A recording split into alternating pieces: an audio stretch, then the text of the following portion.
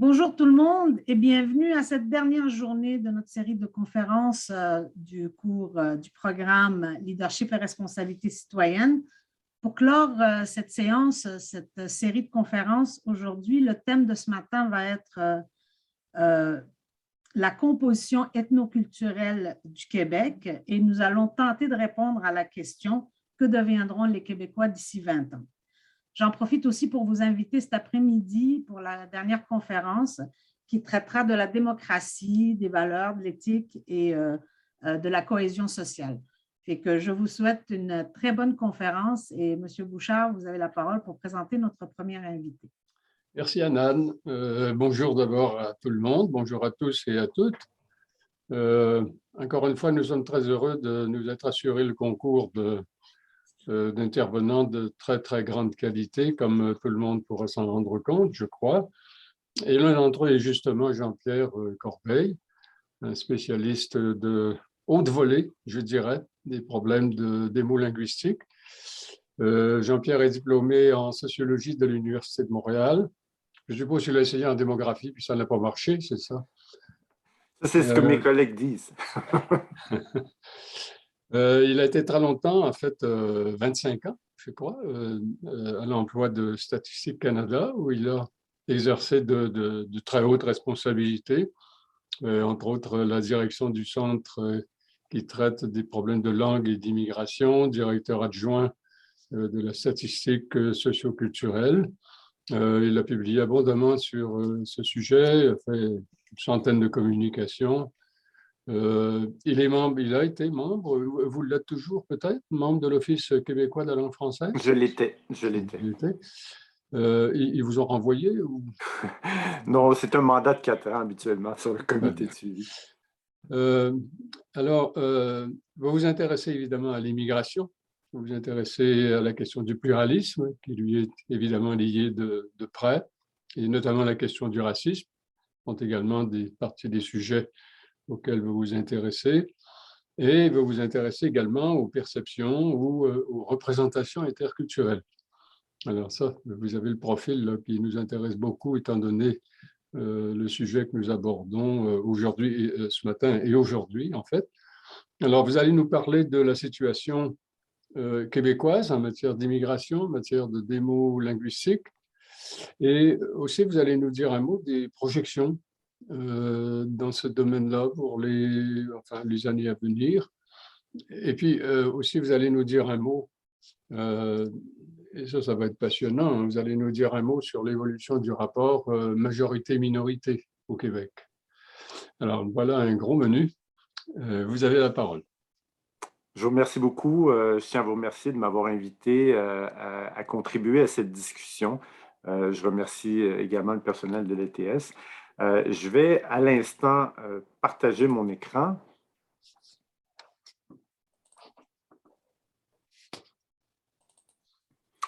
Mon objectif dans le cadre de cette présentation, comme M. Bouchard l'a mentionné, principalement, c'est justement de parler des principaux facteurs qui sous-tendent en fait l'évolution démographique passée et à venir de la population québécoise.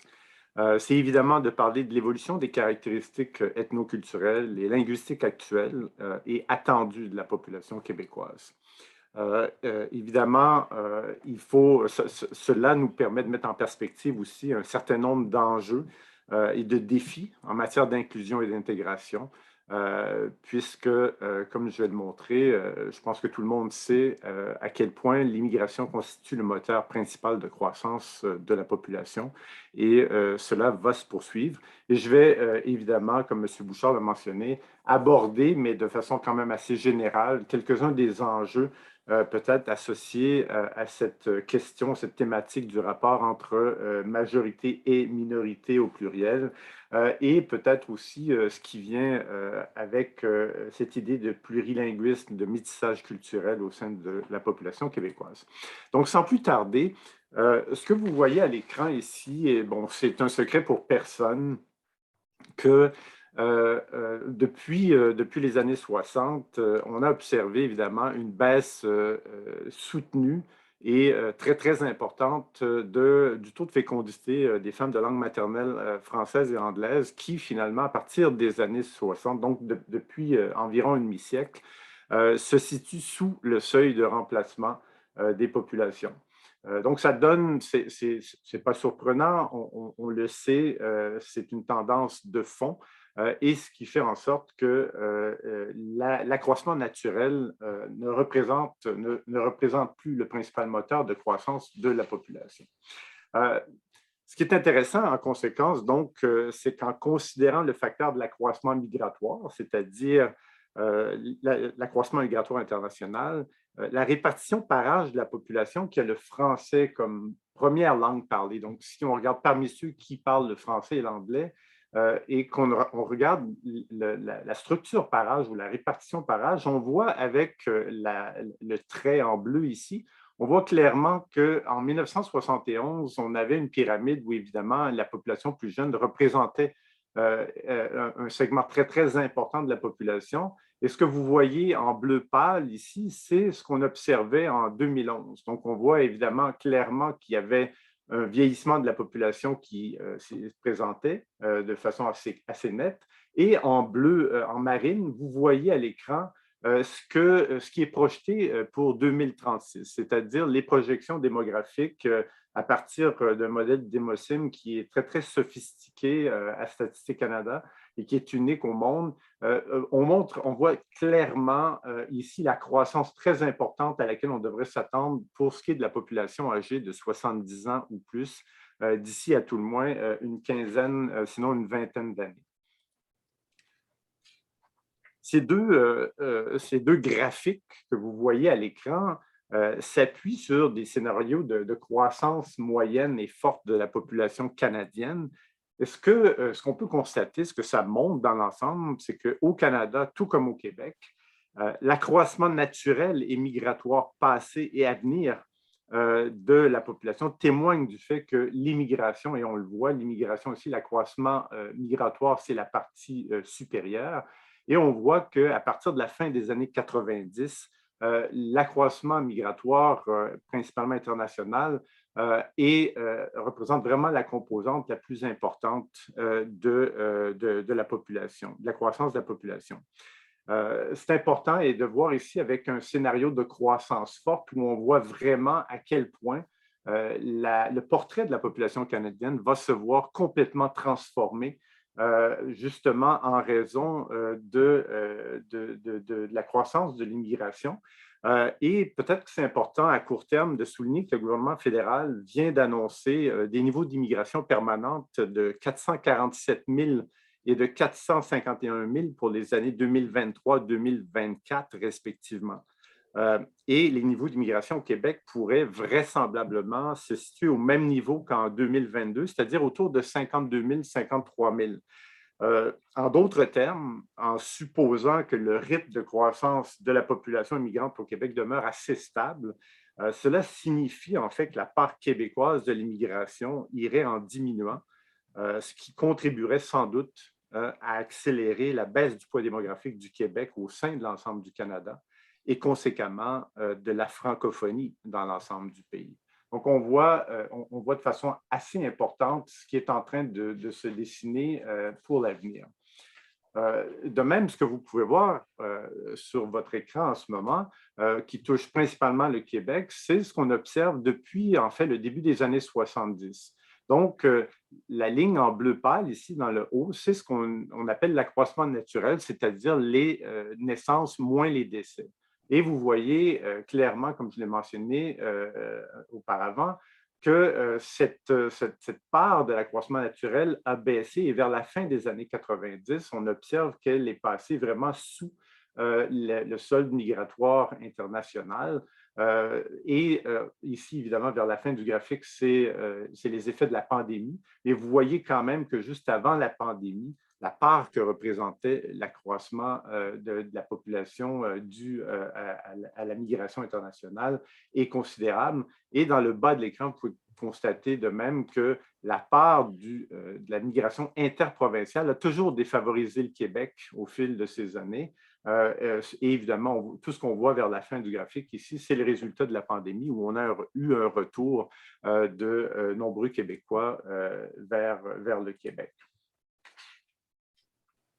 Il faut souligner que le pourcentage d'immigrants au sein de la population du Québec, comme vous pouvez le voir sur ce graphique-là, est passé d'à peine 8% en 1971 à près de 14% en 2016, c'est-à-dire lors du dernier recensement pour lequel les données sont disponibles. Celles de 2001 le seront à l'automne.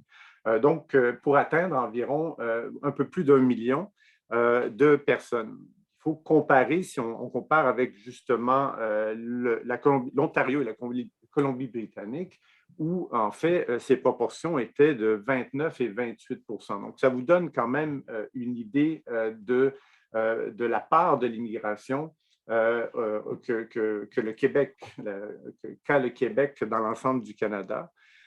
Et il faut aussi constater que le Québec était le lieu de résidence de seulement 14,5% des immigrants au pays en 2016, alors que son poids démographique au sein du Canada était de 23%. On ne sera donc pas surpris, évidemment, de constater que la très forte majorité des immigrants au Québec résident dans la grande région de Montréal, donc 86% d'entre eux plus précisément.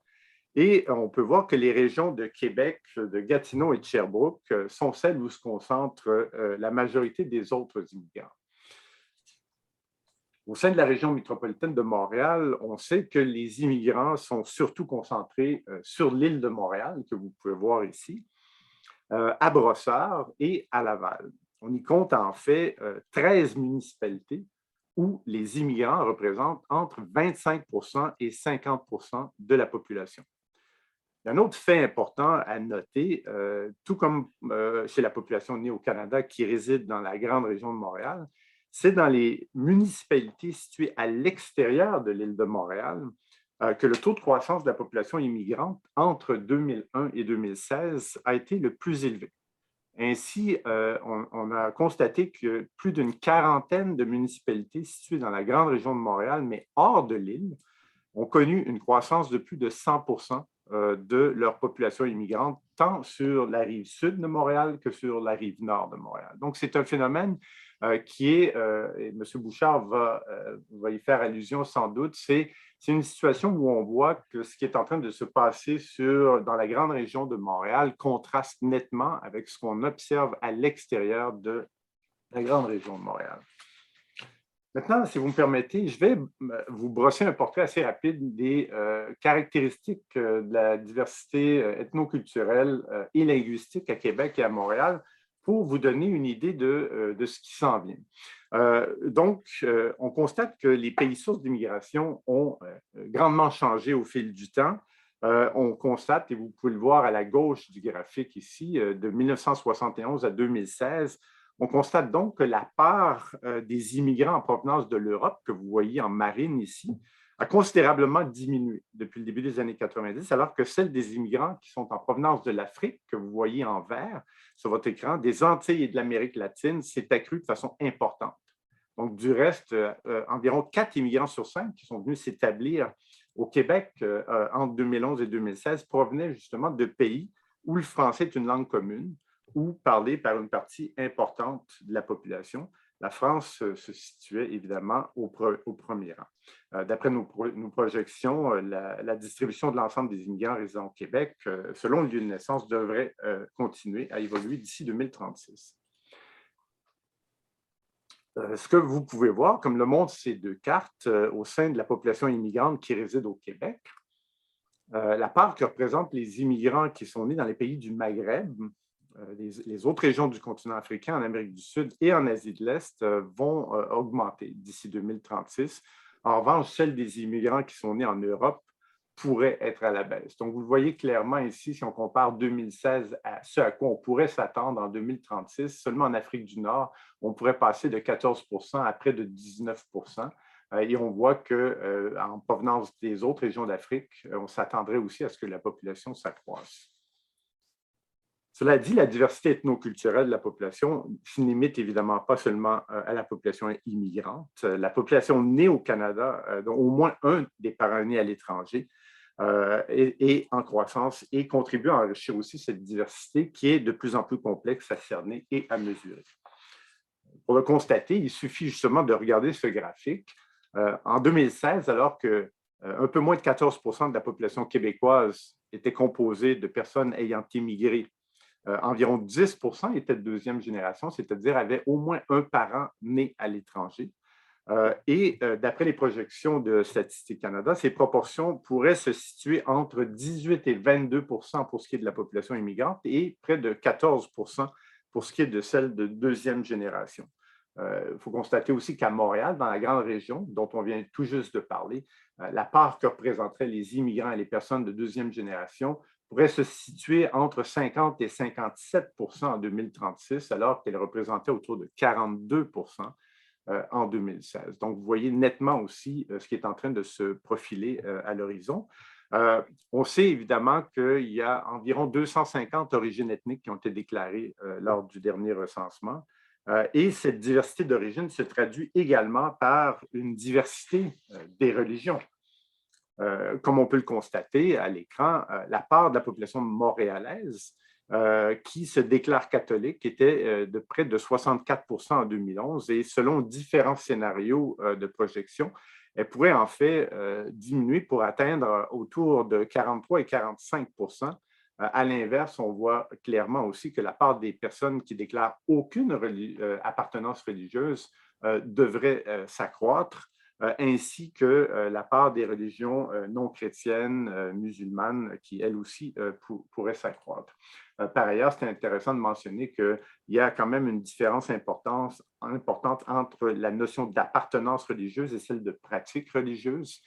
Donc, on constatait en fait à Montréal en 2017 que seulement 44% des catholiques de Montréal assistaient à des cérémonies religieuses au moins une fois par année. Jean-Pierre, je vous arrête une seconde. Est-ce qu'il y a des immigrants qui déclarent ne pas pratiquer ou ne pas adhérer à aucune religion? Oui, tout à fait. Et c'est un phénomène, en fait, qui est même encore plus important.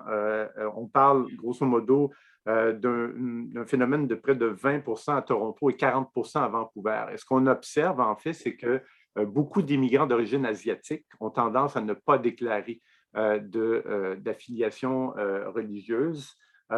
Et en fait, on observe évidemment parmi un phénomène intéressant, en fait, c'est que, étant donné qu'il y a une part importante d'immigration qui provient de l'Afrique, ces immigrants africains, au contraire, sont très pratiquants et pour beaucoup d'entre eux, sont de religion catholique. Et c'est une des raisons pour lesquelles on voit à Montréal qu'il y a plein de cinémas qui ont été transformés en centres religieux où justement les immigrants en profitent justement pour renforcer la vitalité de leur communauté. La diversité des origines et des pays sources d'immigration, évidemment, se traduit par une croissance des groupes désignés comme minorités visibles, justement, en vertu de la loi sur l'équité en matière d'emploi. Et comme on le sait très bien, certains groupes de population sont particulièrement susceptibles d'être victimes de discrimination ou d'exclusion en raison de leurs caractéristiques ethniques, culturelles ou religieuses. Ce qu'on observe, évidemment, dans ce graphique, c'est qu'au Québec, les trois plus grands groupes qui sont désignés justement comme minorités visibles sont ceux qui s'identifient comme noirs, comme arabes et latino-américains. Et on peut clairement voir que juste au cours des 15 années entre le recensement de 2001 et 2016, on a pu voir leur part, leur nombre, leur effectif s'accroître de façon assez importante. Et à Montréal, plus spécifiquement, la proportion de la population qui s'identifie comme noire était d'environ 7%, comparativement à environ 5% et 3% respectivement pour les groupes arabes et latino-américains. La grande diversité, évidemment, des pays sources d'immigration, c'est aussi traduit par une grande diversité linguistique. Ce qu'on sait lors du dernier recensement, et en fait, au fil des recensements, on constate qu'il y a environ 160 langues différentes qui sont déclarées lors du recensement. Évidemment, quand on parle des langues autres que le français et l'anglais, celles qui viennent en tête de liste sont l'arabe, l'espagnol, l'italien et le créole. Et la langue française et son avenir étant au cœur de l'identité québécoise, on va maintenant s'attarder un peu plus sur son évolution. Ce que vous pouvez voir ici à l'écran,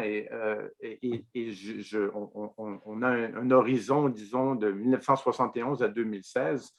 Ce qu'on observe, c'est que depuis 1971, en fait, la part des immigrants de langue maternelle tierce, donc autres que française ou anglaise, au sein de la population immigrante, s'est accrue considérablement depuis les années 70. Donc, on était autour de 53 en 71 et lors du dernier recensement, on était à plus de 70 évidemment en raison des changements importants dans les politiques canadiennes d'immigration et conséquemment des pays sources d'immigration. L'utilisation du français comme principale langue d'usage à la maison s'est également accrue. Donc, on peut voir ici que comparativement à la langue maternelle qui est à la gauche de votre écran, à la droite de votre écran, c'est la population selon la langue parlée le plus souvent à la maison. Donc, on constate évidemment que les langues tierces sont encore parlées de façon importante d'un recensement à l'autre et ce n'est pas près de changer.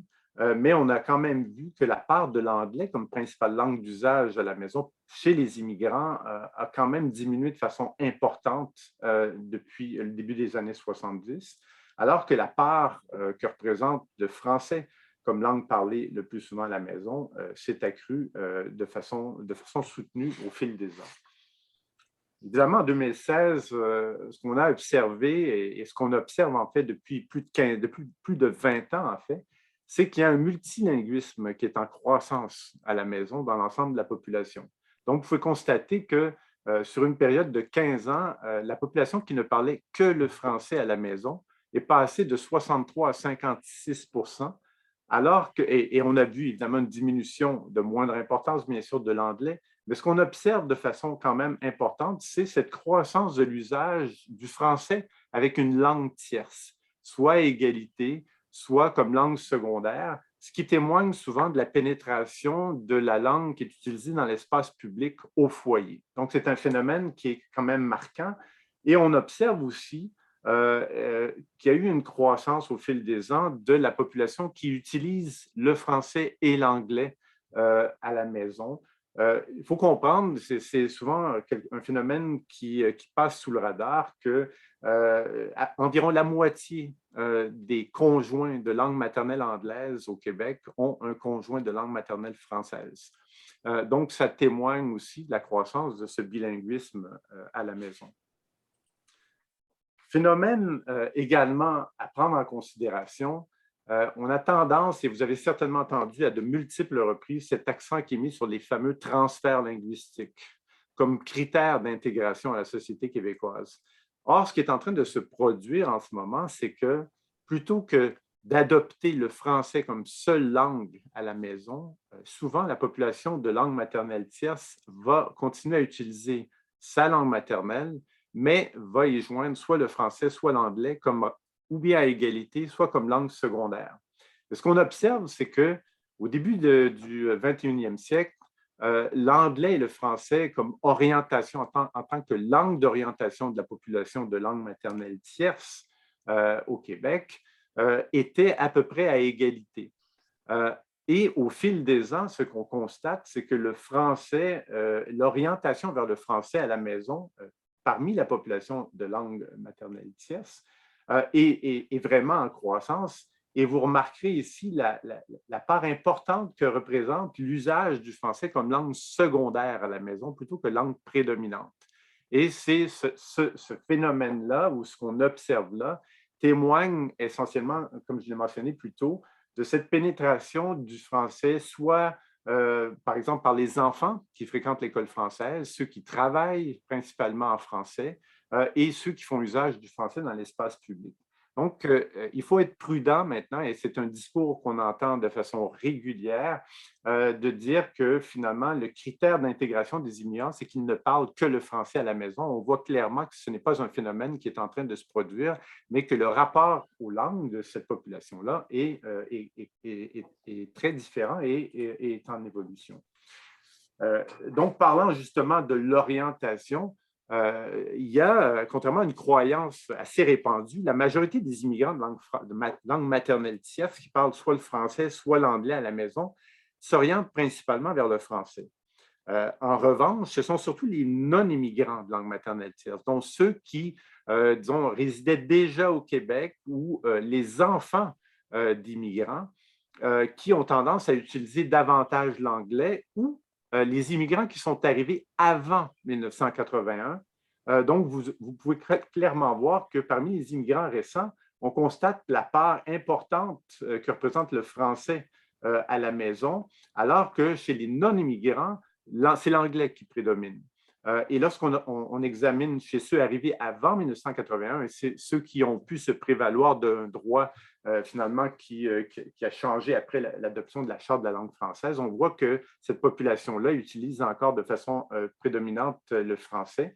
Et un phénomène en croissance, celui des résidents non permanents, donc ceux qui sont au Québec pour un permis d'études, permis de travail, qui ont tendance à adopter majoritairement l'anglais à la maison. Donc, c'est un phénomène, je pense, qui est digne de mention. Et maintenant, si on regarde du point de vue des projections qui ont été effectuées par Statistique Canada, ce qu'on observe, c'est que la proportion de la population qui a le français, ici, vous voyez en 2011 pour la barre qui est plus pâle ici et en 2036 pour la barre en bleu foncé, ce qu'on constate, c'est que sur l'île de Montréal, on devrait observer une baisse assez importante de la population de langue maternelle française à l'horizon 2036, de même que la population qui parle le français comme principale langue d'usage.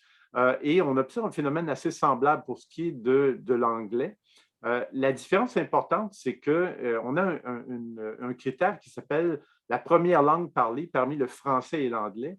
Et c'est souvent la langue dans laquelle les gens sont le plus à l'aise pour communiquer. Donc, ce qu'on observe, c'est qu'il devrait y avoir assez peu de changements à cet égard-là, tant pour l'anglais que pour le français. Et évidemment, tout ce changement-là qu'on observe pour ce qui est de la langue maternelle et de la principale langue d'usage, on voit bien sûr que ça se fait au profit des langues tierces.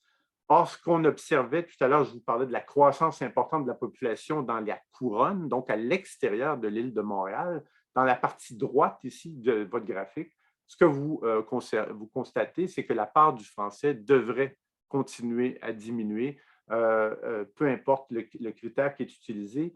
Et en fait, la part de l'anglais devrait continuer à s'accroître ainsi que celle des langues tierces. Donc, ce qu'on observe en fait en termes de croissance de la population immigrante dans la couronne de Montréal est un phénomène qui est digne de mention ici.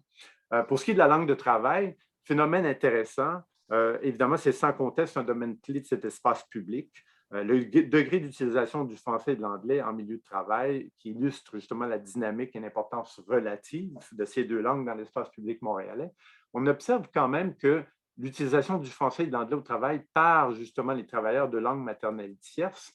Ici, on constate que l'utilisation prédominante de l'anglais a diminué de façon importante sur une période de 10 ans au travail, alors que ce qu'on observe, vous le voyez tant pour ce qui est du français que pour ce qui est de l'anglais, c'est une utilisation à égalité en milieu de travail, ce qui témoigne sans doute de profonds changements dans l'économie et peut-être dans la structure des secteurs d'activité.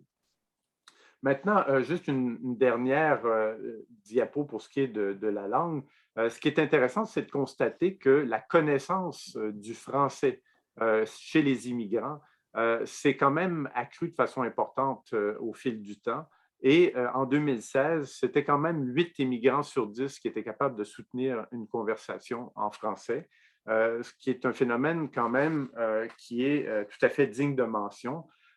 Cela dit, phénomène quand même aussi digne de mention, c'est que selon les fameuses projections linguistiques, la population canadienne capable de parler le français au pays devrait passer de 10 à environ 12,5 millions d'ici 2036. Toutefois, la part que représente le français au Canada, elle, devrait diminuer. Par contre, au Québec, la population qui déclare être capable de parler le français devrait se maintenir à autour de 94 %.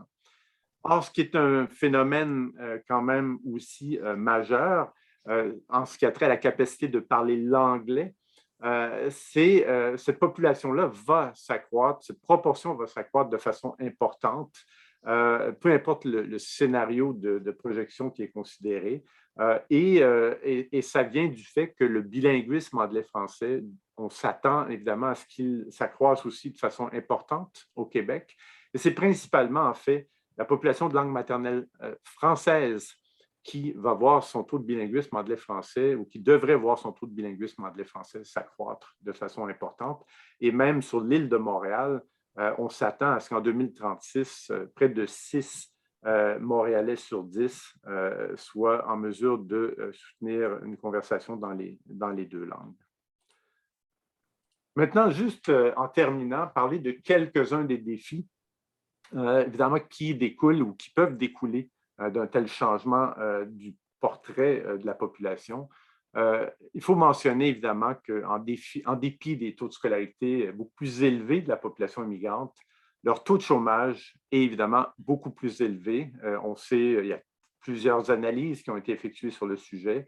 On sait également que bien que la situation s'améliore un peu, les taux d'emploi des immigrants demeurent encore inférieurs à ceux des personnes nées au Canada.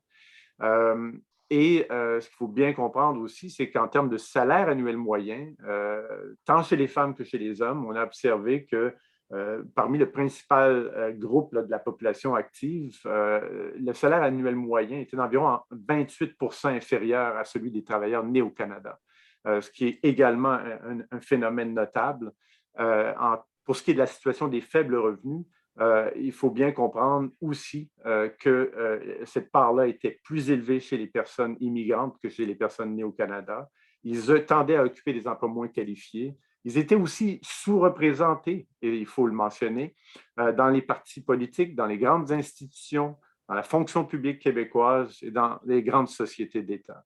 Vous pouvez voir rapidement dans ce graphique ici, si on compare en fait la population qui est titulaire d'un grade universitaire qui est obtenu à l'extérieur du Canada et des États-Unis, en bleu marine, et peu importe le secteur d'activité, tant chez les femmes que chez les hommes, ce sont des gens qui détiennent un diplôme universitaire, mais qui occupent un emploi qui requiert tout au plus un diplôme d'études secondaires.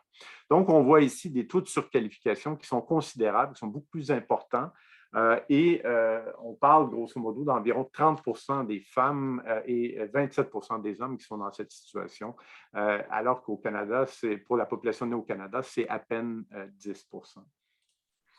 Finalement, c'est important de mentionner que les immigrants sont souvent renvoyés à ce qu'on appelle, à ce que Jocelyn McClure appelait leur altérité, notamment en raison d'une certaine conception qui est figée et réductrice de l'identité québécoise.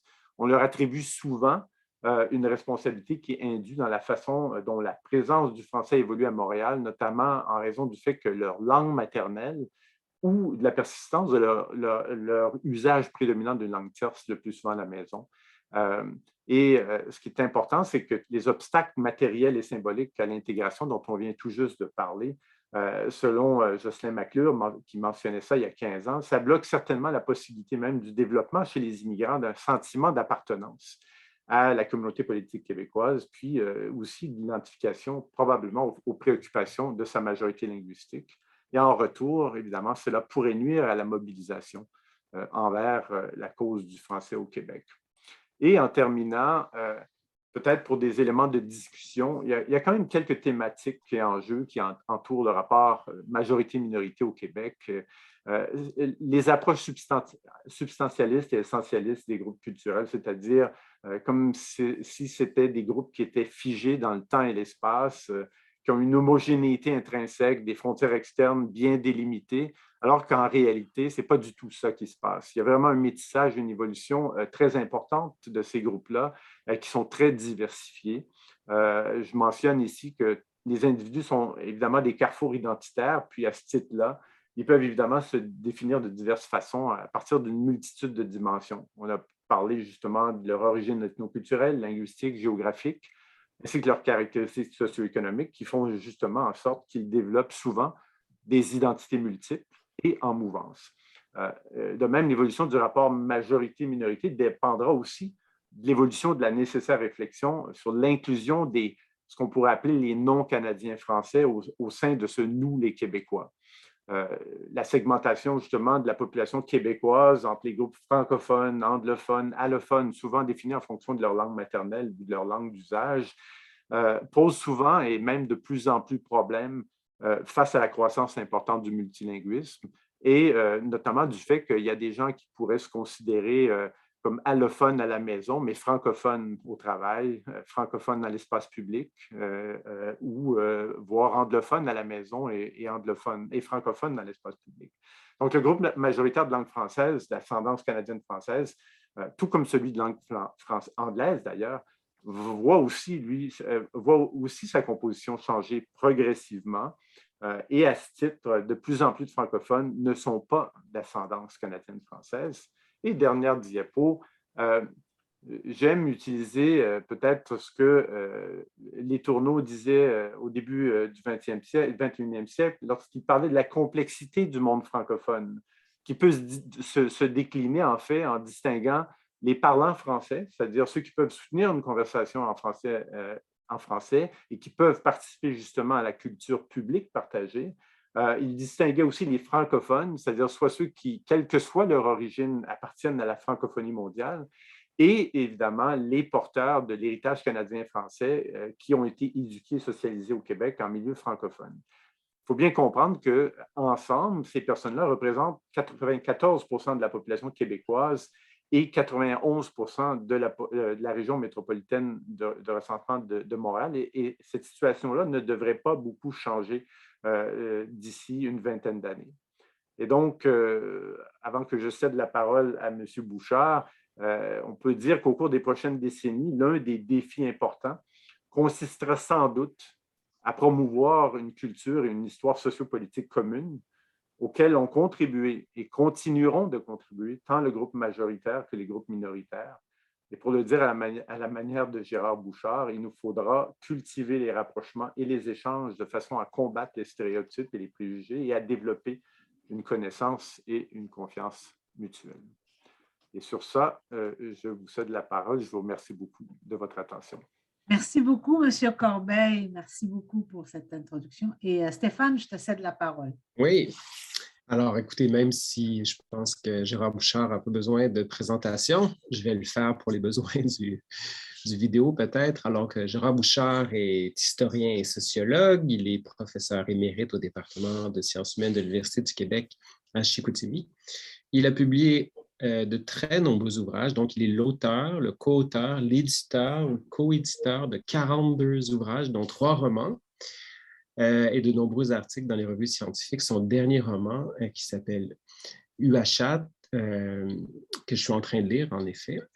On suit l'histoire de Florent Moisan, qui est un chercheur qui, dans les années 50, a le mandat de dresser un tableau d'une famille dans une réserve indienne. Il réalise que les préjugés, les stéréotypes qu'on lui a enseignés sont complètement faux. Donc, c'est la rencontre, le choc entre la culture, pour faire le lien avec le thème du moment, là, entre la culture enseignée et ce qu'on voit dans les faits. Alors, Gérard Bouchard a reçu, évidemment, comme vous le savez, plusieurs prix et distinctions dans sa carrière. Le prix du gouverneur général du Canada en 2000, pour son livre remarqué « Genèse des nations et des cultures dans le Nouveau Monde ». Il a aussi obtenu la Légion d'honneur en France en 2002 et peut-être plus connu de la population québécoise en 2007 avec Charles Taylor. Il a présidé, en fait co-présidé la commission de consultation sur les pratiques d'accommodement reliées aux différences culturelles au Québec. Donc, c'est avec grand plaisir que je vous présente M. Gérard Bouchard. Merci beaucoup, Stéphane. Tu aurais pu en dire un peu plus long sur mes prix, mes distinctions. Hein, non? Oui, le prix Gérard Parizeau en 2001 aussi. Arrête. Merci, Stéphane. En effet, il va y avoir une relation étroite entre ma présentation et celle de M. Corbeil. Les deux vont finir par se rejoindre assez étroitement. Anan, là, vous allez me guider un peu. Alors, on va aller en bas, partager l'écran. L'écran partagé. Oui, et vous Oui. allez cliquer sur votre Sur présentation. Voilà. Et voilà. Vous pouvez la mettre en mode diaporama, M. Bouchard. Très bien, merci. Alors, j'ai intitulé ma présentation « Les conditions culturelles de la cohésion sociale et de la réussite collective ». Ce que je veux faire ressortir, c'est évidemment le poids que peut représenter des facteurs culturels dans la vie d'une société, en particulier, on va dire, dans son devenir.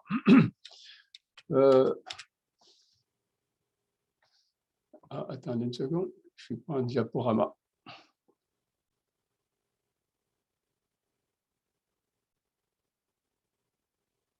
J'ai perdu l'en-tête diaporama, Anna. C'est la prochaine. Ah, vous étiez dessus quasiment. Il faut aller sur diaporama, c'est le 1, 2, 3, 4, 5, 6, 7e bouton à partir de la gauche. Voilà. Ah, c'est parce que, attendez. Juste à côté. Oui, juste à côté de l'animation. Oui, c'est parce qu'il y a une autre icône là, qui s'est créée. C'est désactiver le son. Non, vous êtes toujours ça là. Ça recouvre l'icône diaporama. Pas de souci, M. Bouchard. De toute façon, on voit très bien le PowerPoint. Là, il n'y a pas de problème. Bon, de toute façon, on va continuer comme ça. Sinon, j'avais la présentation de diaporama. Alors, l'objectif de ma présentation, donc, je vais prendre appui sur l'exposé de Jean-Pierre, mais quand même, je vais faire un détour avant d'y arriver. Je veux d'abord mettre en place très clairement ce que j'appelle le rôle de la culture dans la vie d'une société, et ensuite, je reviendrai à l'exposé de M. Corbeil.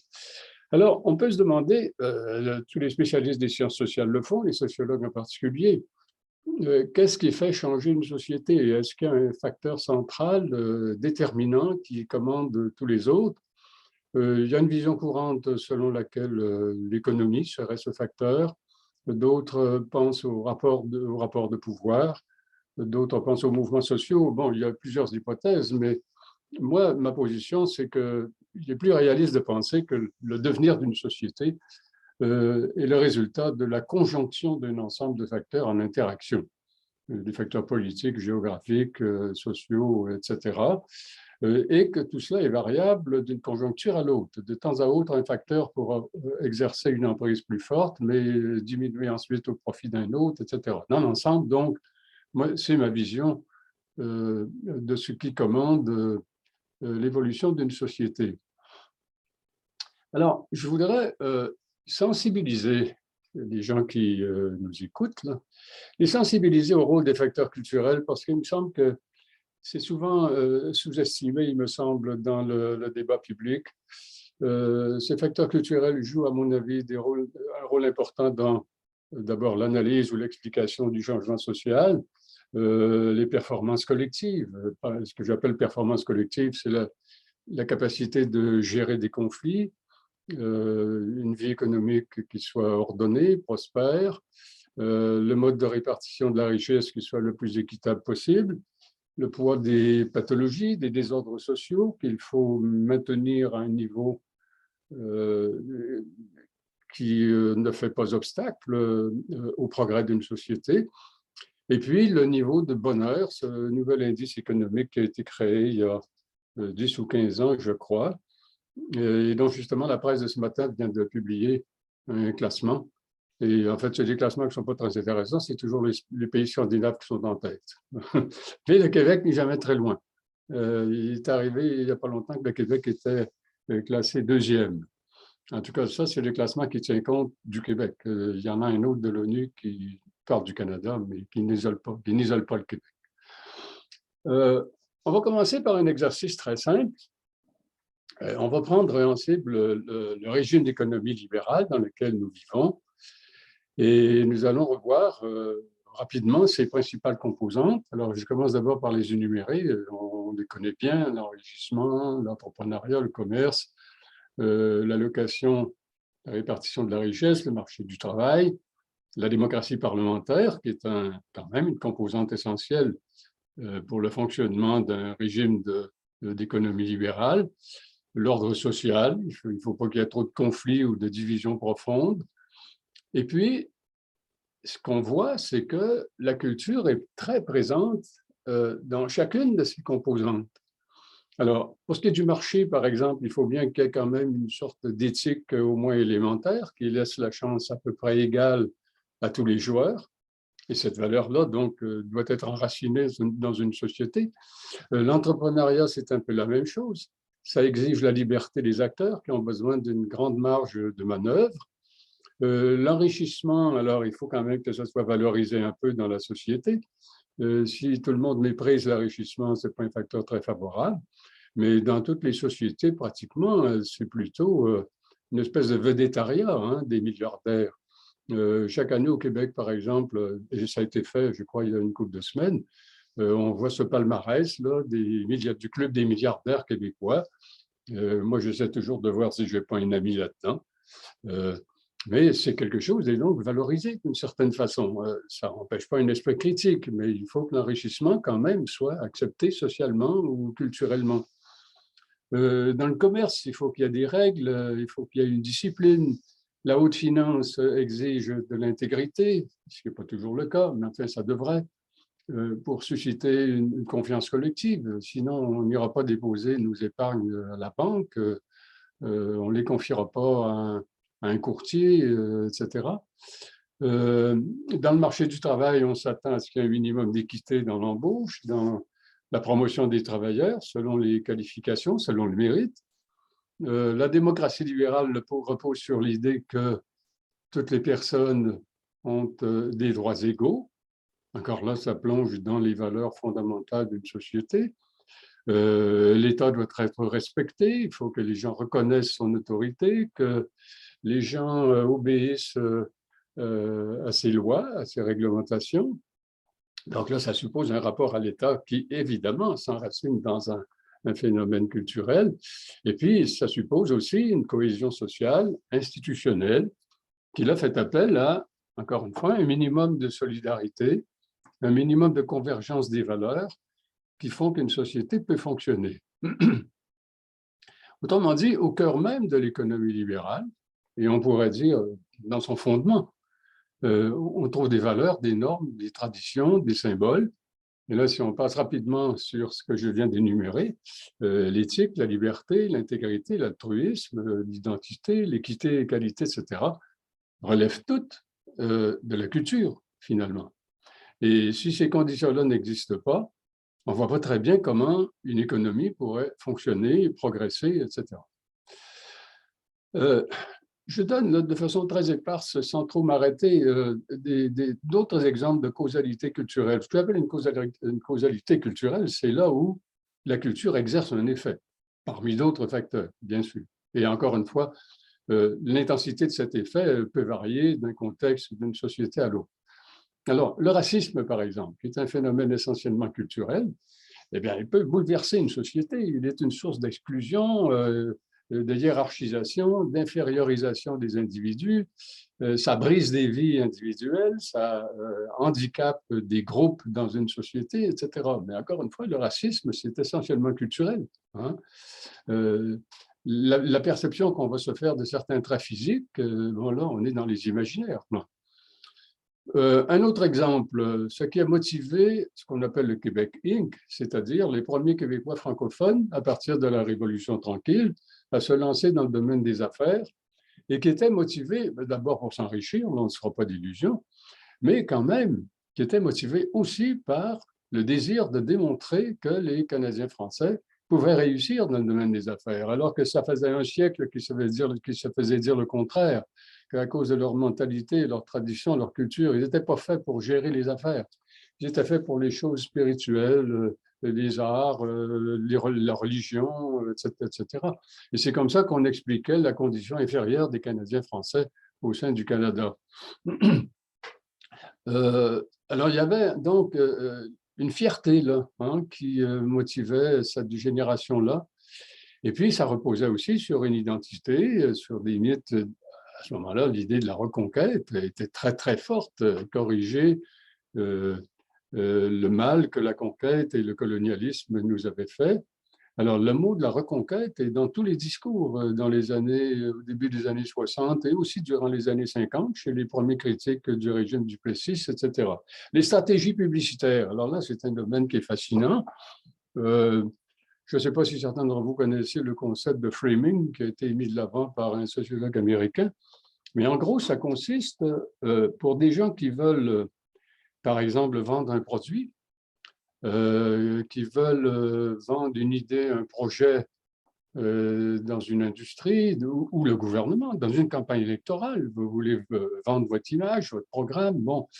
Alors, le framing, ça consiste à utiliser des mots, des formules qui vont rejoindre directement des points sensibles de l'imaginaire collectif, c'est-à-dire des valeurs collectives, des valeurs fondamentales, dont on est content, dont on est privé. Et c'est là-dessus, souvent sur des plaies ouvertes, c'est là-dessus que le framing va essayer de travailler. Et si on réussit à toucher ces cibles-là, ça crée des vibrations et forcément, le message est tout de suite intériorisé. Alors, ceux qui s'intéressent à ça, là, il y a des exemples qui sont absolument fascinants dans des campagnes politiques américaines, comment les partis présentaient leur programme pour essayer d'en convaincre la population. Il y a des trouvailles magnifiques, il y a des choses lamentables et un peu ridicules aussi, mais enfin, c'est le même principe. Autre exemple, parfois on entend dire « Ah ben, tout ça, c'est juste du symbole, hein, on est dans le symbolique. » Autrement dit, ça n'a pas d'importance, c'est pas concret, hein, c'est pas réel, c'est pas de bon. Ben, enfin, une erreur considérable. Les caricatures de Mahomet, hein, ça a conduit à la tragédie du... comment ça s'appelait déjà, la boîte là, à Paris, où c'est arrivé, enfin le nom... Charlie Hebdo? Non, ben, Charlie Hebdo avait fait les caricatures, mais là où les meurtres ont eu lieu... Ah oui, c'est le Bataclan. Au Bataclan. Ben, voilà, le Bataclan. Je savais que c'était un mot qu'on connaissait très bien. Ici au Saguenay, en tout cas, un Bataclan, on sait ce que c'est.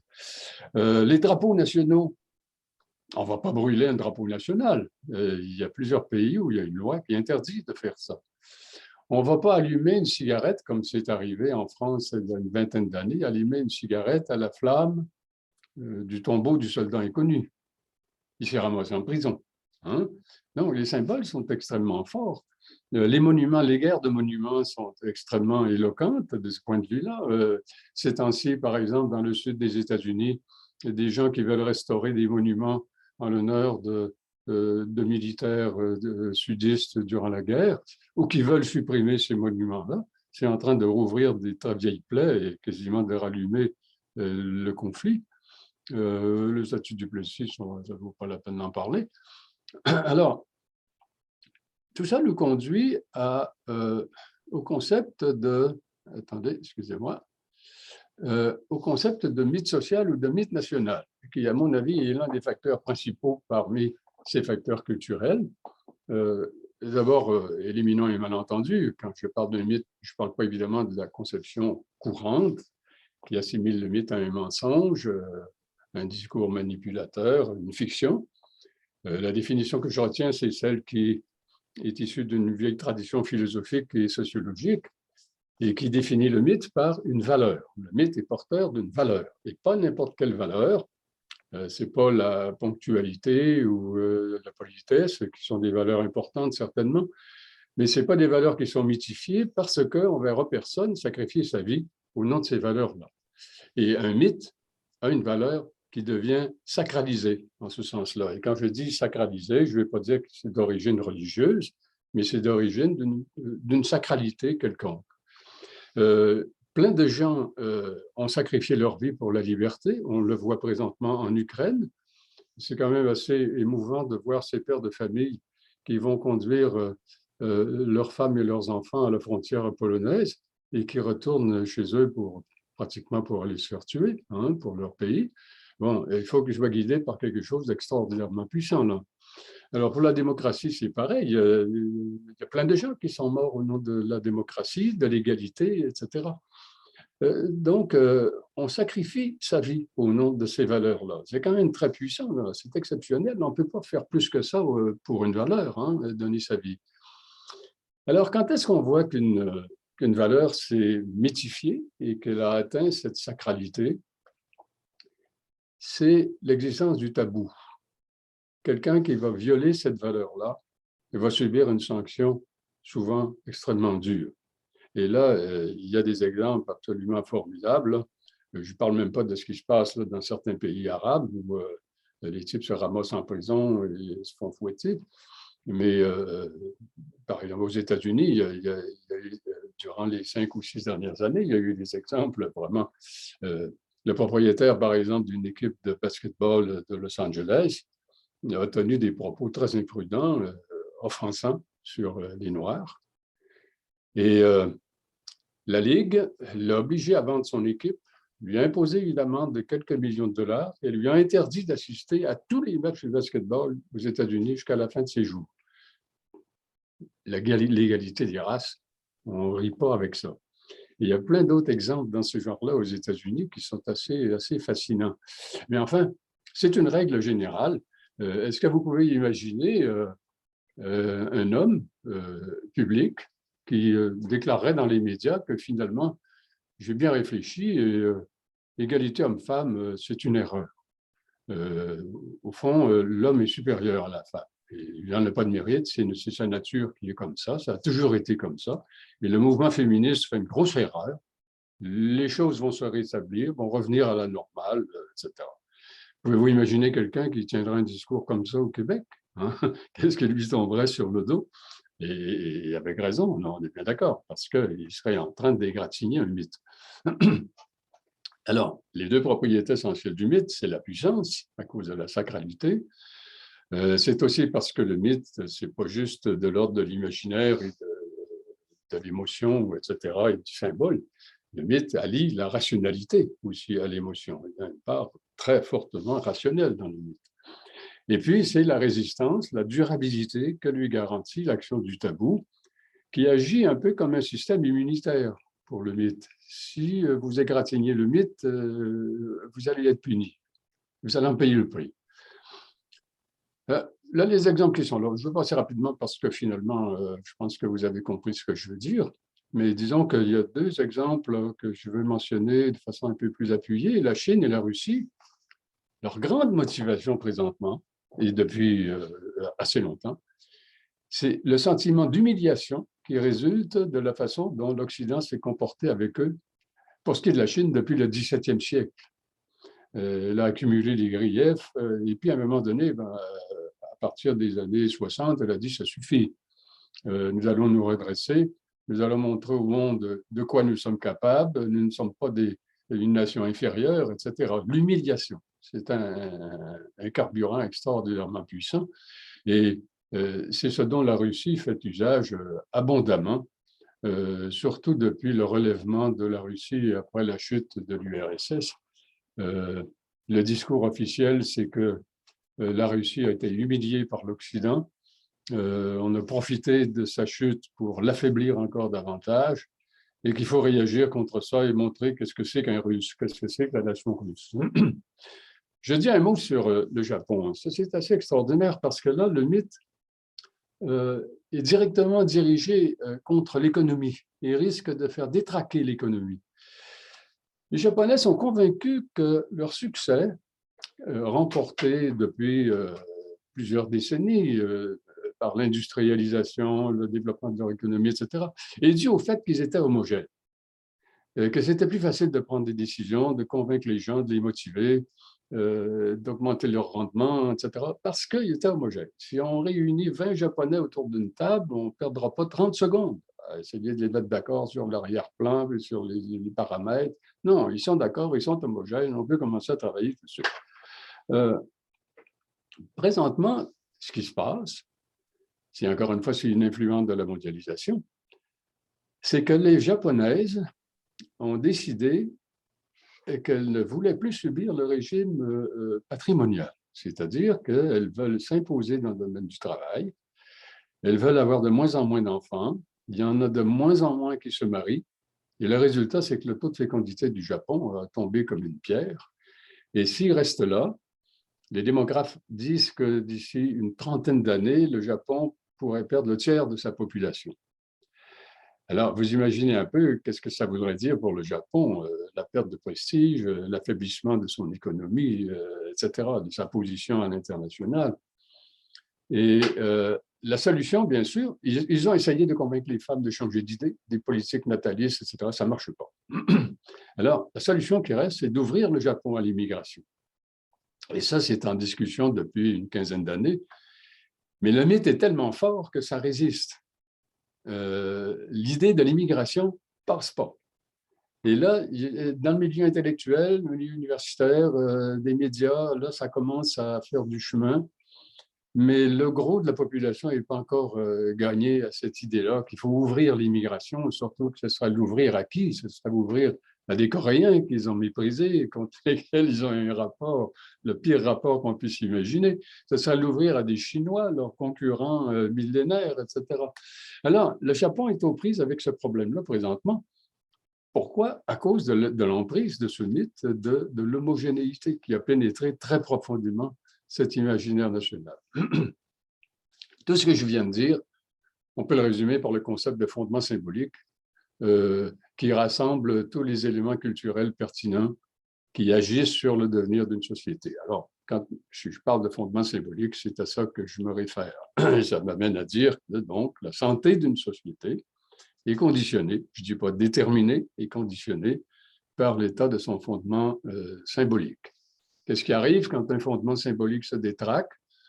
Une fragmentation des croyances, des allégeances, des identités, des idéologies, une emprise déclinante des mythes nationaux, des divisions sociales et politiques profondes, l'incapacité de construire des consensus et souvent la séduction du recours à un pouvoir autoritaire absolu qui va ramener l'ordre.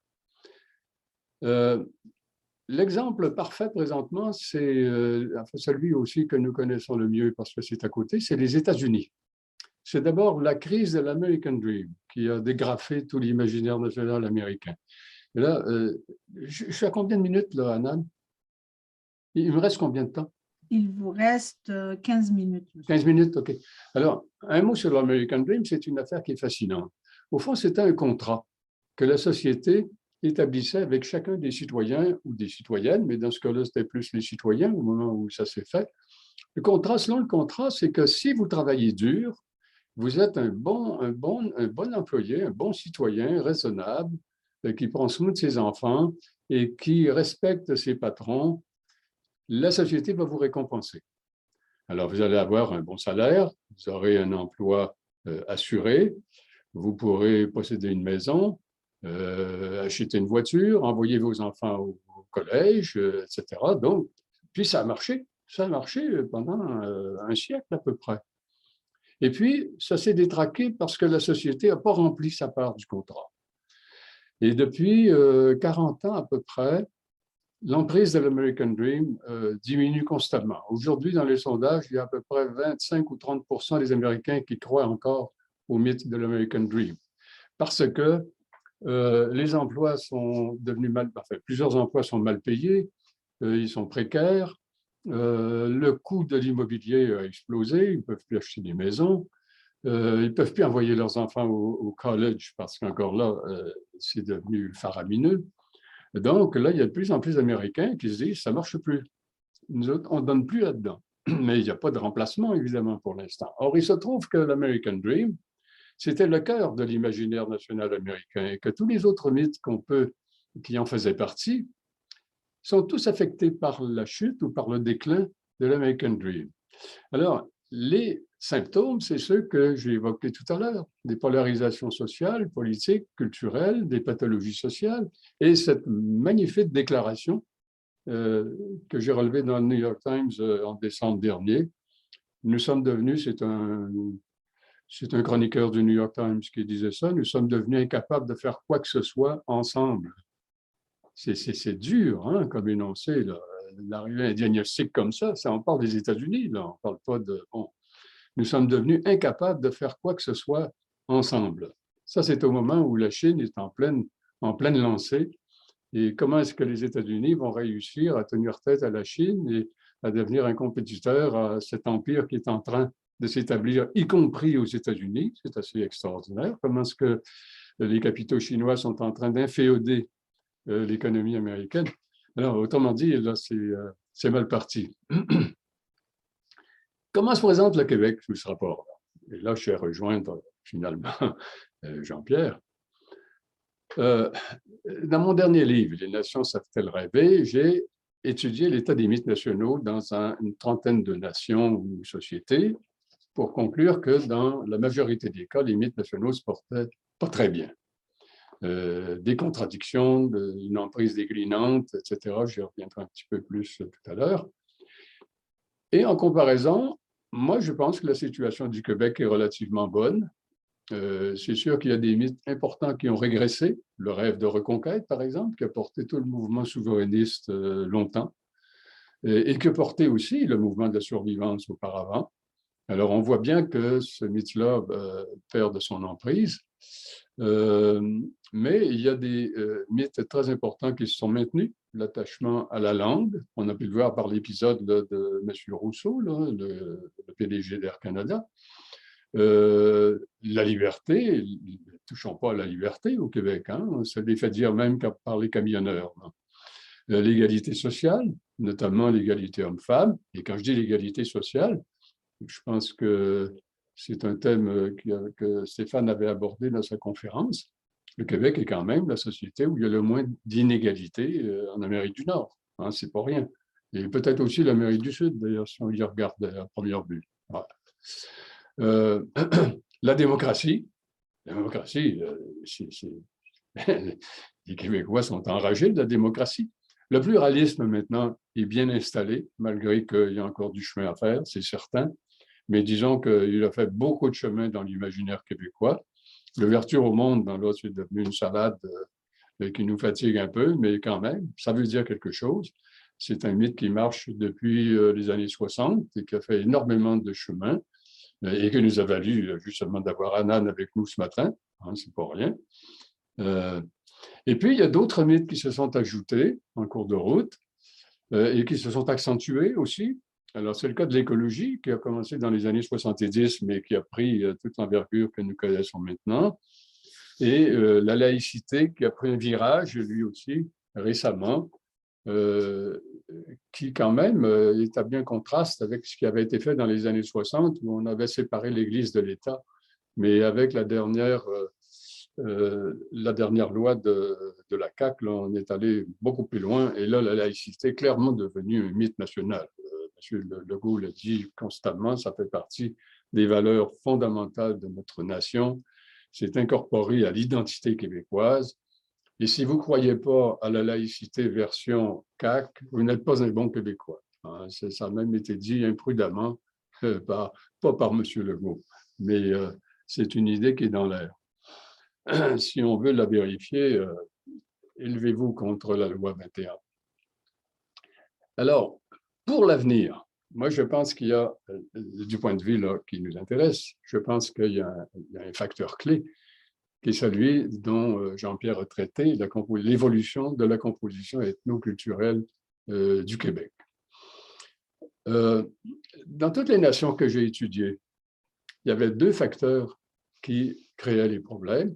C'était la croissance de la diversité et les valeurs que la mondialisation introduisait dans une culture. Et ces valeurs-là, c'était surtout celles qui causaient les problèmes, c'était surtout la laïcité et le pluralisme. Alors, il y a beaucoup de nations là, qui n'arrivent pas à s'adapter à ça. Ça les perturbe profondément. Ça crée un choc fondamental avec leur culture, etc. Et là, les exemples de ce que je suis en train de dire, c'est par exemple Israël et la Pologne, qui de loin illustrent mon propos. La France, l'Autriche, le Danemark, beaucoup moins. Mais c'est un problème qui se trouve partout. Toutes les nations du monde sont confrontées maintenant à ce problème-là et essaient de se débrouiller avec ça, en mettant au point leurs formules, plus ou moins adroitement, avec plus ou moins de succès. Mais enfin, tout le monde est là-dessus. Et donc, les vieilles cultures nationales se sont trouvées bouleversées en essayant donc d'établir des équilibres avec ces nouvelles valeurs-là, y compris l'écologie d'ailleurs, et les droits de la personne. Hein. Je ne les ai pas mentionnés, je parlais surtout du pluralisme et de la laïcité, mais les droits de la personne causent un gros problème dans pas mal de pays. Si on revient au Québec, moi j'aime bien aborder ce problème-là par le biais du rapport majorité-minorité. Au Québec, comme ailleurs en Occident, les gouvernements avaient l'habitude de légiférer en fonction des coutumes, des traditions, de la culture majoritaire. D'où une certaine discrimination qui pouvait s'en suivre contre les minorités. Au Québec, par exemple, on a toujours considéré normal que le dimanche soit la journée de la semaine réservée à la religion. Mais on n'imaginait pas que pour les Juifs et les musulmans, ce n'est pas ça. Alors, c'est seulement dans les années 80 que le Québec a dû s'ajuster à ça. C'est un parfait exemple du phénomène général d'une majorité qui légifère souvent en créant une discrimination, souvent inconsciemment. à l'endroit d'un certain nombre de ses citoyens ou de ses citoyennes. Alors, la nouvelle donnée, c'est que là, ça ne marche plus, ça. On a établi des droits, des gardiens qui surveillent ça, et ça ne peut plus se passer comme ça.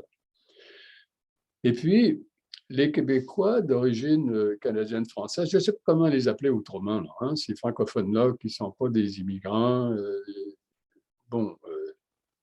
je les appelle les Québécois d'origine canadienne-française, comme ça on sait de quoi on parle, ont toujours trouvé un élément de confiance dans leur statut de majoritaire. C'était fondamental dans toute la période de la survivance. Et ce statut-là, il est en voie d'être redéfini. Du moins à Montréal, il bouge. Et Jean-Pierre a montré des chiffres, là, on l'a bien vu. Il bouge, puis d'ailleurs, j'aurais une question à vous poser, Jean-Pierre, tout à l'heure à ce sujet-là. J'y reviendrai. Alors, étant donné la hausse de l'immigration à prévoir, et là, les chiffres nous ont été donnés, étant donné la faible fécondité, personne ne s'attend à ce que ça rebondisse, le mouvement de bascule qui semble esquissé à Montréal, selon certains indices, il est déjà réalisé. Ça a franchi le seuil de la majorité. Selon d'autres indices, c'est tout près, 46%, entre autres, l'un des indicateurs dont Jean-Pierre a parlé. Alors, pour l'instant, la métropole est vraiment entrée dans cette mouvance-là. Qu'est-ce qui va arriver si ça commence à se répandre parmi les régions? Les régions, c'est considéré comme le réservoir, le capital de francophonie au Québec. Et c'est vrai que c'est encore extrêmement homogène, les régions. La présence d'autres groupes socioculturels commence à être visible, notamment dans les universités, un peu dans les cégeps, dans les multinationales. Maintenant, il y en a de plus en plus, mais je veux dire, c'est encore de toute petite minorité. Alors, comment est-ce que les Québécois vont réagir? D'abord, lorsque le mouvement de bascule dont je parle sera complété à Montréal, et d'après les chiffres qu'on nous a présentés, c'est presque inévitable. Ce qui va par contre amortir le choc, c'est que la majorité va parler français. En tout cas, une grande partie de la majorité va parler français. Alors, il est impossible de répondre pour le moment à cette question-là. Comment les Québécois francophones vont réagir lorsqu'ils réaliseront qu'ils sont plus majoritaires.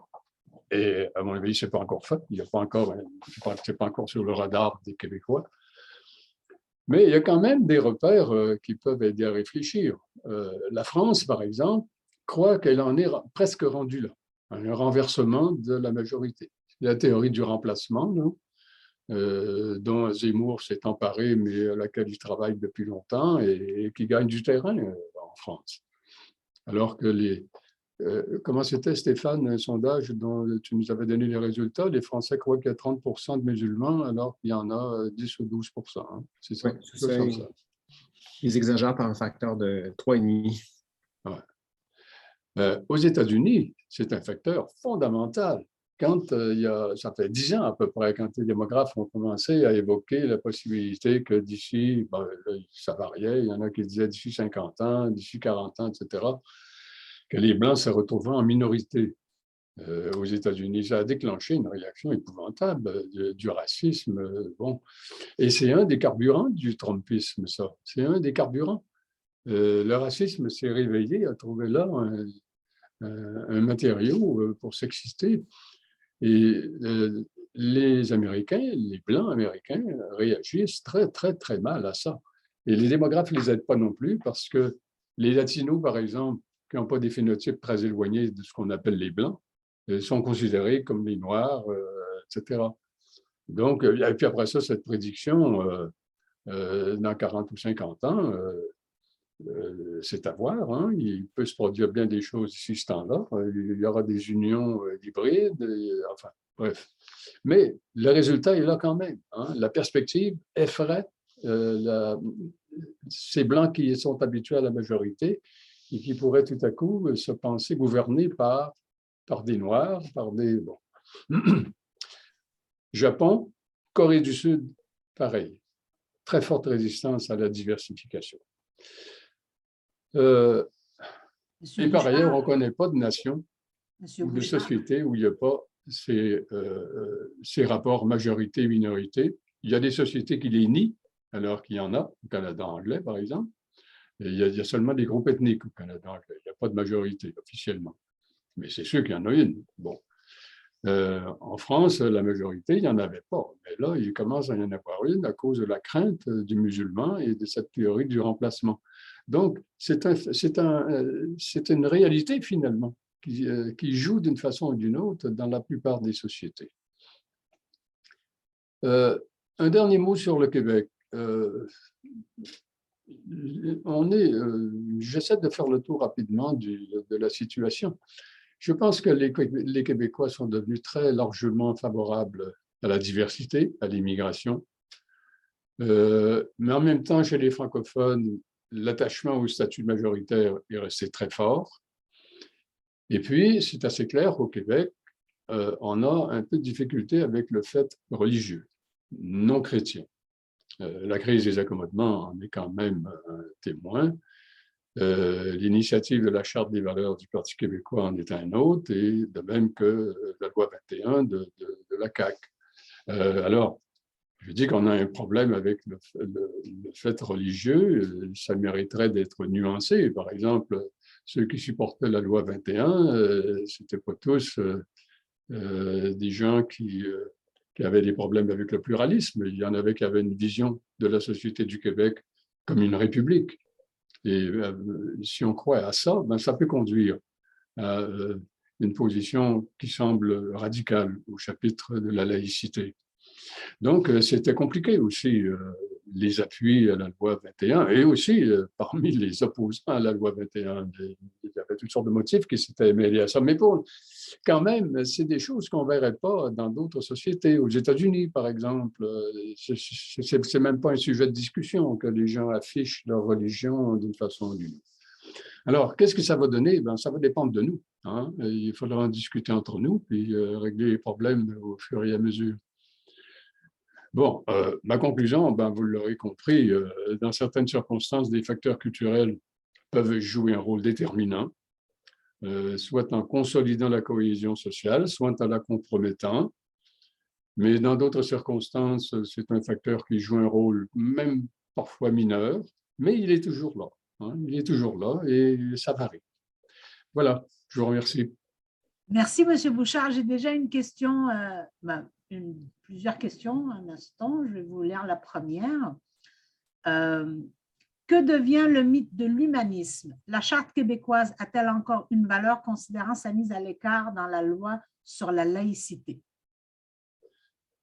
Ah oui, je crois que la loi sur la laïcité, quand même, on peut ne pas être d'accord, on peut penser que le droit des femmes à porter leur signe religieux est quelque chose qui n'agrandit pas le respect des droits, mais quand même, ce n'est pas quelque chose de si fondamental, disons.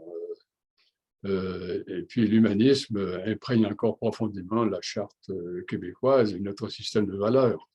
Mais nous avons au Québec cette particularité à cause de l'expérience que nous avons vécue, la mauvaise expérience que nous avons vécue avec un catholicisme centralisateur, qui se faisait parfois oppressif. Eh bien, on a des problèmes avec le religieux, non seulement la religion catholique, mais avec le religieux. Et c'est un réflexe qu'on a gardé dans notre imaginaire, même les gens de ma génération. Hein, moi, j'ai vécu ça. J'ai vécu le régime, puis j'en ai vu des excès, des abus, des abus d'autoritarisme dans ma famille. J'ai mes frères.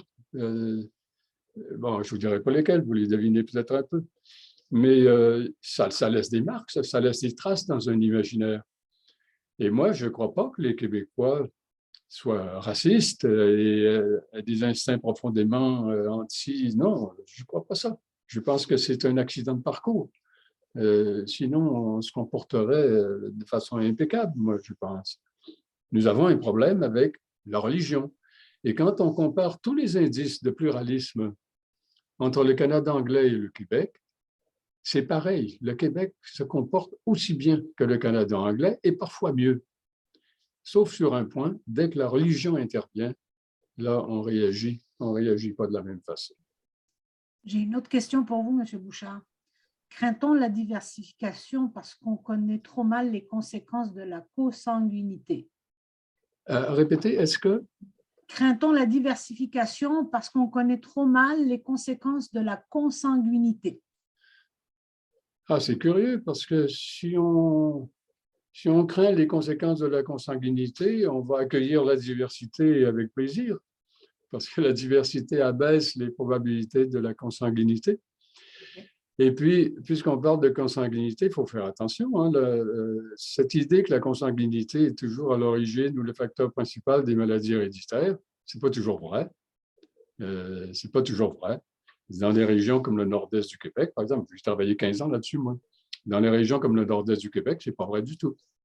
Dans d'autres régions, différentes. Ça dépend de la structure de la population. J'ai une autre question de M. Huneau. La psychologie évolutive suggère que l'origine de plusieurs traits psychologiques humains sont issus de l'évolution, au même sens où Darwin l'a démontré pour l'évolution des traits physiques chez les espèces. Existe-t-il des mythes qui sont communs à toutes les nations et qui ne seraient pas basés sur une construction sociale? Bref, existe-t-il des mythes inscrits dans notre patrimoine génétique qui nous rapprocheraient de nos lointains ancêtres chasseurs-cueilleurs? C'est long. Bonne question. C'est une question une question que je me suis jamais posée, mais c'est certain que le respect de la vie, ça paraît quelque chose d'assez universel quand même. Hein? Ça fait partie non seulement des idéologies, mais des instincts profonds de la personne humaine, que le respect de la vie. Bon, là, on pourrait dire beaucoup de choses, mais dans l'ensemble, je pense qu'il n'y a pas beaucoup de mythes qui sont enracinés si profondément dans la nature humaine. Les mythes sont des créations des sociétés. Et les mythes varient beaucoup d'une société à l'autre. C'est certain qu'en Occident, par exemple, nous convergeons beaucoup là, sur un ensemble de mythes communs. Mais c'est parce que ces mythes-là sont issus d'une expérience commune que nous avons vécue durant la Deuxième Guerre mondiale et dont nous avons tiré les leçons. Les horreurs des deux guerres mondiales ont amené l'Occident, l'Europe en premier, mais l'Occident ensuite tout entier, à changer nos manières de faire. Par exemple, à renoncer à broyer la diversité, essayer de l'accommoder, de l'accueillir, les droits de la personne, donc le respect de la vie, bon, l'égalité des races, tout ça, puis les droits, tout ça est un héritage des horreurs que nous avons vécues durant les deux guerres mondiales. Alors, ça ne veut pas dire que c'est vissé dans la nature humaine. Hein? Toutes ces valeurs-là dérivent des Lumières, finalement, qui ont été formulées pour la première fois au XVIIe, XVIIIe siècle dans quelques pays d'Europe. Avant ça n'existait pas. Avant, ce qui existait, c'était des valeurs issues de l'Évangile chrétien. Mais encore là, ça datait de 1000 ans, 1500 ans. Ça a été inventé par des sociétés aussi. Et puis après ça, il y avait d'autres religions. Donc, ce sont des sociétés qui inventent les valeurs ou les mythes et qui les perpétuent ou qui les modifient, etc. Une dernière question, M. Bouchard? Peut-être M. Corbet. Quelles grandes pistes d'action des villes comme Gatineau, deuxième pôle d'accueil de l'immigration au Québec, peuvent-elles adopter pour favoriser le devenir ensemble avec leur population issue de l'immigration? J'ai raté la première partie de votre question. Quelles grandes pistes d'action des villes comme Gatineau peuvent-elles adopter pour favoriser le devenir ensemble avec leur population issue de l'immigration? Gatineau est pris en exemple parce qu'il est à la frontière du Québec. Parce que c'est le deuxième pôle d'accueil de l'immigration. Oui, et qui est le deuxième pôle d'accueil. Je pense que Gatineau n'a pas grand-chose à inventer. Hein. Les modèles à suivre sont là. Et ces modèles-là ne sont pas tous convergents, mais les habitants de Gatineau, c'est la population de Gatineau qui va devoir faire des choix, mais je ne crois pas qu'elle invente beaucoup de choses. Là. Je veux dire, il y a le modèle multiculturaliste, il y a le modèle assimilationniste, il y a le modèle de l'interculturalisme, il y a le modèle républicain. Il n'y en a pas 56 des modèles, hein. Il y en a peut-être 7 ou 8 avec des variantes. Moi, je pense que Gatineau, finalement, va trouver quelque chose, va faire son chemin là-dedans, comme les Japonais. Je crois pas que les Japonais s'intéressent beaucoup à l'interculturalisme québécois, mais je ne crois pas qu'ils l'adoptent comme un projet clé en main. Ils vont visser ça dans leur culture. Ils vont, bon. Alors, je pense qu'à la longue, Gatineau va faire quelque chose de différent cependant. Parce que Gatineau, ce n'est pas la même situation que Jonquière. Monsieur Gorbet, vous voulez rajouter quelque chose? Oui, peut-être, parce que j'habite justement dans la région de l'Outaouais, phénomène quand même assez marquant. Il y a eu une croissance importante de la population africaine au cours des 10 dernières années dans la région de l'Outaouais. Et ce qu'on a observé, et quand on parle de peut-être de pistes d'action, mais peut-être de mesures qui justement favorisent une intégration graduelle. Par exemple, toutes les institutions bancaires de la région ici ont ouvert leurs portes à beaucoup d'immigrants. Donc, dès qu'on entre dans ces institutions, ce qui est frappant, c'est justement le visage des employés, donc principalement d'origine africaine. De plus en plus, évidemment, on observe une implication au sein des municipalités de l'Outaouais, soit pour briguer des postes de conseillers, pour se présenter justement lors des élections municipales. Et donc, ça, c'est en train de changer progressivement la dynamique et le portrait de la population dans la région. Évidemment, ce qu'on a observé beaucoup, c'est qu'il y a beaucoup d'immigrants qui proviennent de Montréal et qui, ayant été confrontés à des obstacles importants pour ce qui est de l'emploi, par exemple, ou de la discrimination, se sont dirigés vers l'Outaouais où, évidemment, à cause de la proximité avec Ottawa, il y avait plus de possibilités pour eux. Donc, il y en a beaucoup qui sont allés soit du côté d'Ottawa ou de Gatineau. Et donc, il y a toutes sortes de mesures qui ont favorisé cette diversification. Ouais. Et puis, ce qui est intéressant quand même, et au temps de la commission avec Charles Seller, on l'avait observé déjà, les multinationales étaient extrêmement ouvertes à la diversité et embauchaient beaucoup de non-francophones, de non-québécois, etc. Ça, c'est quand même assez bien.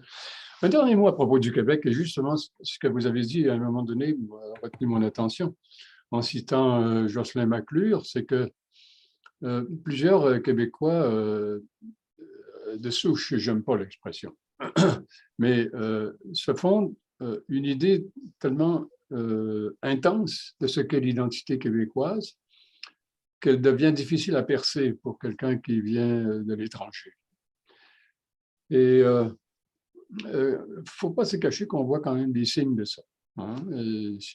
Ça va devenir de plus en plus anachronique, là, mais on voit encore des signes de ça. Et on peut espérer que l'exemple de Gatineau, par exemple, mais même ici à Chicoutimi, on trouve des choses semblables. Les gens seraient gênés de ne pas avoir ouvert la porte à des immigrants ou à des groupes, à des gens qui appartiennent à des groupes différents du nôtre. C'est devenu valorisé d'une certaine manière. Et personne n'oserait publier une lettre dans les journaux ici, dans la région, là, qui irait dans le sens contraire. Personne, jamais, oserait faire ça. Alors, quand même. Hein?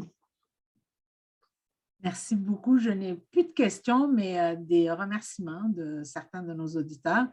J'invite les étudiants à se connecter, prendre une petite pause de 15 minutes peut-être, et on se rejoint dans la salle virtuelle pour continuer la discussion avec M. Corbeil, M. Bouchard et M. Paquin. Je remercie tous les auditeurs d'être avec nous ce matin. Et je vous invite à venir cet après-midi à 13h30 pour parler de démocratie et de cohésion sociale. Merci beaucoup. On se voit bientôt. Merci, c'était fascinant. Merci. Plaisir. Merci.